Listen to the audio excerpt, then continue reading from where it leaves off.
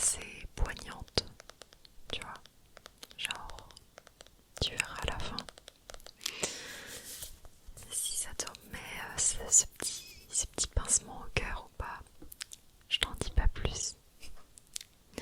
Alors en fait la nouvelle d'aujourd'hui a été écrite par Jean-Philippe Blondel. Jean-Philippe Blondel. Et la nouvelle s'appelle J'ai encore rêvé d'elle. Extrait du roman Jackbox, paru aux éditions Robert Laffont.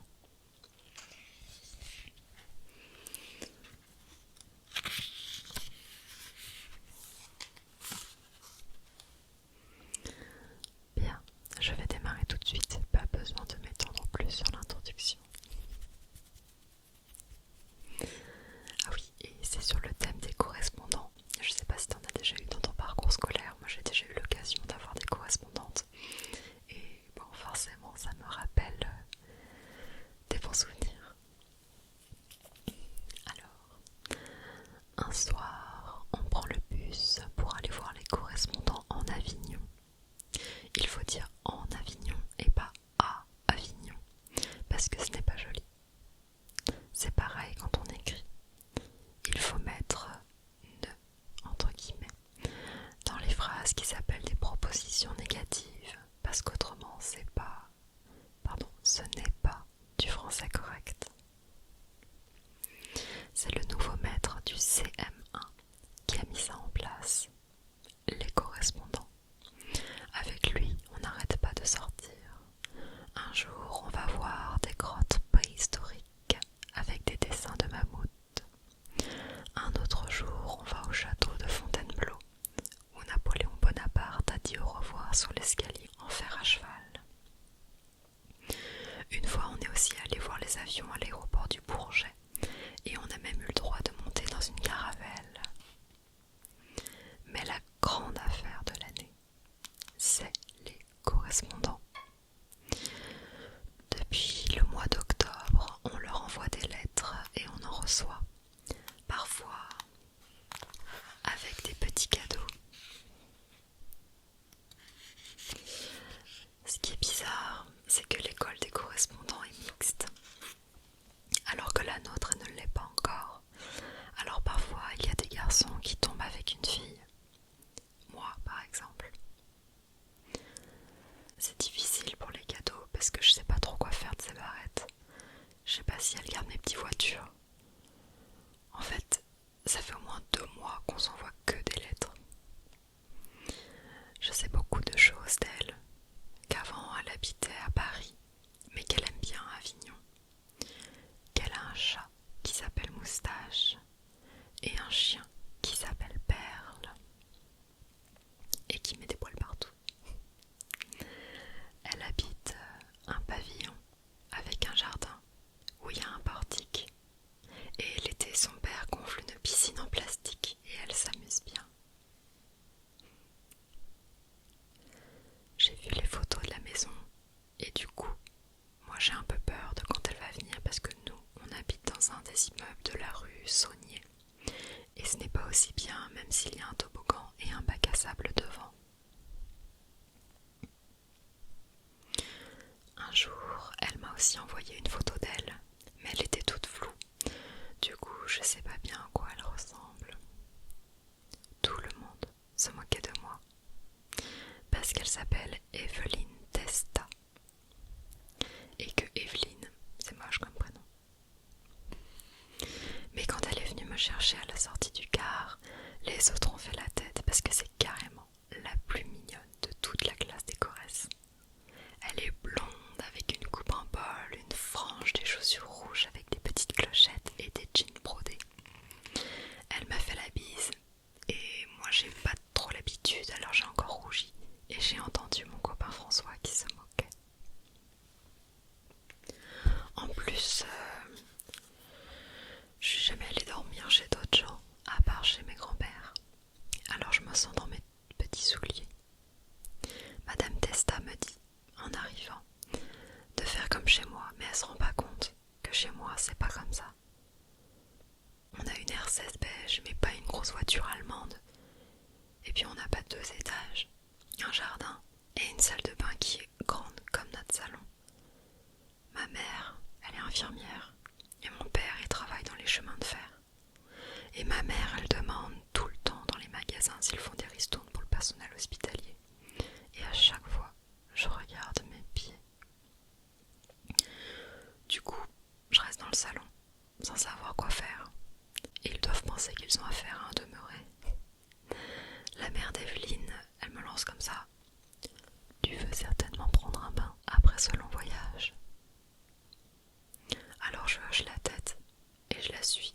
Et en entrant dans la salle de bain, elle ajoute qu'il y a du bain moussant sur la tablette et qu'il faut que je m'en serve, que c'est très détendant. Elle referme la porte et me dit à tout à l'heure. Mais moi je sais même pas comment on se sert du bain moussant. On le verse dans l'eau ou on le verse sur soi. Et pourquoi il y a 3 serviettes différentes pour une même personne?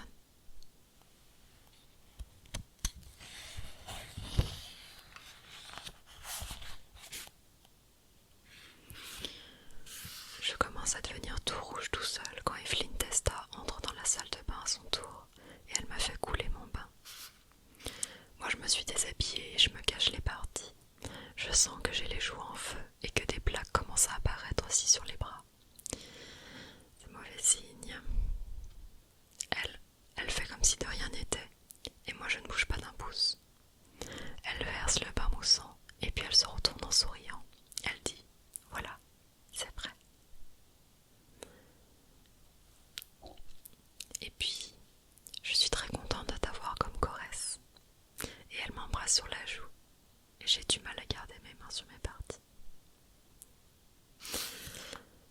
Le soir, je dors mal parce que je n'ai pas l'habitude. Et je pense à la bouche d'Evelyne Testa. Et à chaque fois, j'ai trop chaud. Le lendemain, on retrouve les copains. Et les 2 classes ensemble. On va visiter le palais des papes et les élevages de melons. Evelyne Testa reste avec ses copines de classe et c'est tant mieux, parce que je sais pas trop quoi lui dire. Mon copain Dominique me pousse du bras. Il voudrait que je lui parle, mais je me tourne du côté de la fenêtre. C'est la première fois que je voudrais être chez moi plutôt qu'ailleurs. La semaine passe comme ça. Elle ne me fait plus la bise et c'est tant mieux. Mais le dernier jour, son père et sa mère m'offrent un melon confit.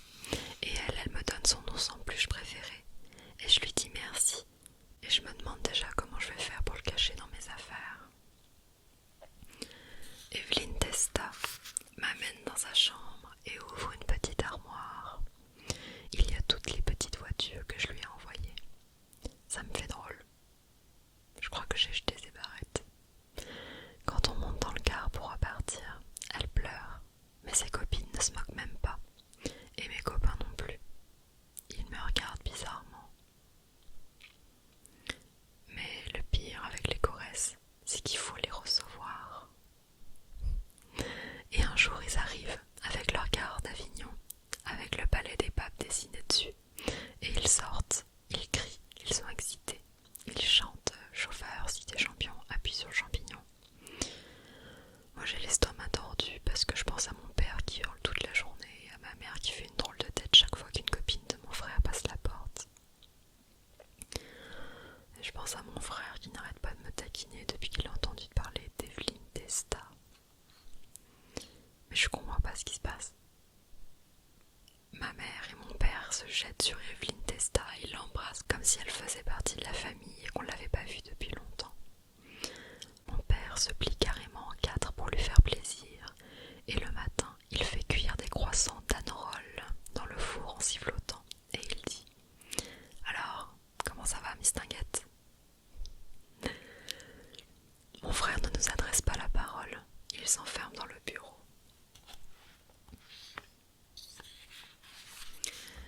Et écoute Radioactivity avec ses nouveaux copains. Mais le bonbon, c'est ma mère. Un soir, elle discute avec Evelyne Testa en lui préparant une coupe de fruits et elle dit qu'elle a toujours voulu une fille. Après, elle parle d'opération au ventre en Angleterre et qu'elle a honte qu'en plus elle est infirmière. Je comprends rien et ma Corrèze non plus.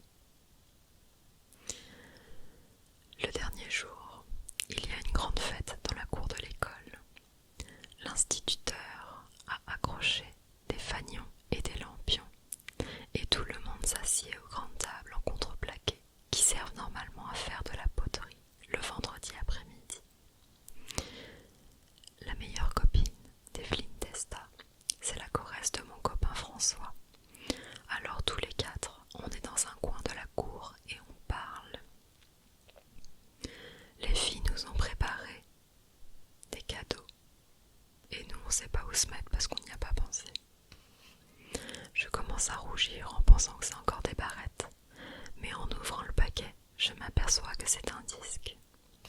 Un 45 tours du groupe Il était une fois. Evelyne Testa dit qu'elle me l'offre parce que nous aussi c'est un peu Il était une fois et que tout le monde trouve qu'elle ressemble à la chanteuse Joël qui est tellement jolie. J'ai pas le temps de répondre. Evelyne Testa regarde la cour et dit qu'elle aimerait bien rester vivre chez moi parce que mes parents sont vraiment gentils. Je jette un coup d'œil affolé à mon copain François, mais il regarde devant lui. La choresse de François dit qu'elle comprend. Elle ajoute que sa mère lui a dit que Evelyne devrait aller voir les flics et que c'est pas normal tout ça.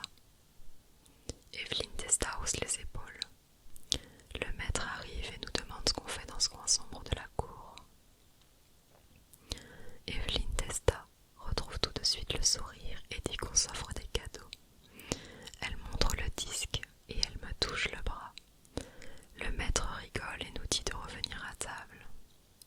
En marchant, Evelyne Testa dit encore qu'il faut que je pense à elle quand j'écouterai cette chanson-là, parce que elle pensera à moi, et que cette chanson-là, elle la rend heureuse. Cette nuit-là, j'ai envie de faire pipi et je me lève. Il y a de la lumière dans la salle de bain. Je pousse la porte pour voir qui est à l'intérieur. C'est Evelyne Testa. Elle est toute nue. Elle a des bleus sur tout le corps. Elle ne m'envoie plus aucune lettre.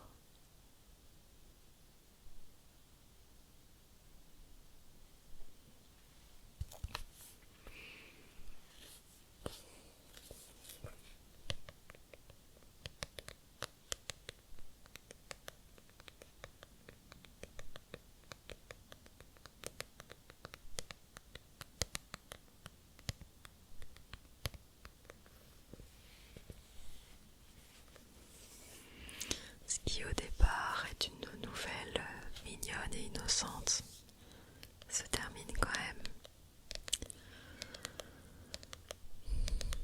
sur une chute qui laisse beaucoup de questions.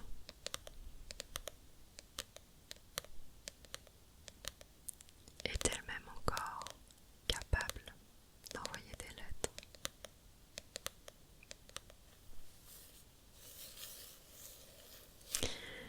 Mais bon, bref. L'idée, c'était avant tout que tu te détendes avec une petite lecture chuchotée. Juste ma voix. Allez, je te souhaite une très bonne soirée. J'espère qu'on se retrouvera bientôt dans une